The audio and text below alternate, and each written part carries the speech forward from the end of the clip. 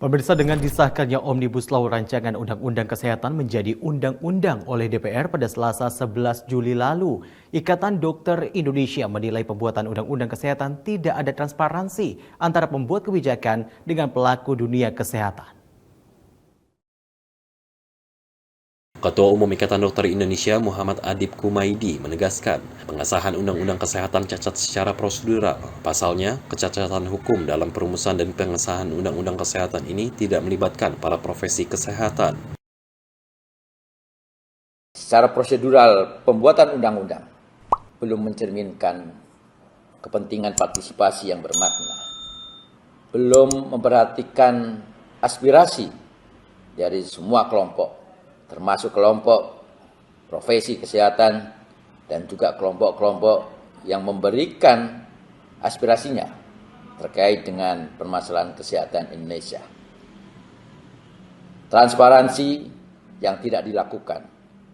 Nah, sampai saat ini pun kita belum pernah mendapatkan rilis resmi rancangan undang-undang final yang kemudian disahkan menjadi undang-undang pada hari ini. Sebuah cacat prosedural, unprocedural proses di dalam pembuatan regulasi yang ini menunjukkan sebuah kecacatan formil hukum di dalam pembuatan undang-undang. Kemudian yang kedua, produk. Adib juga menyampaikan dengan disahkan Undang-Undang Kesehatan tanpa melibatkan profesi kesehatan ini sudah merusak nilai-nilai demokrasi karena ketidakmampuan dalam menyerap dan menerima aspirasi serta masukan. Dito Rosito, Garuda TV melaporkan dari Jakarta. Pemirsa, disahkannya rancangan Undang-Undang Kesehatan menjadi undang-undang pada Selasa 11 Juli lalu. Ikatan Dokter Indonesia berencana mengajukan judicial review ke Mahkamah Konstitusi. Menurut IDI, terdapat pasal-pasal dalam Undang-Undang Kesehatan yang dinilai merugikan masyarakat Indonesia.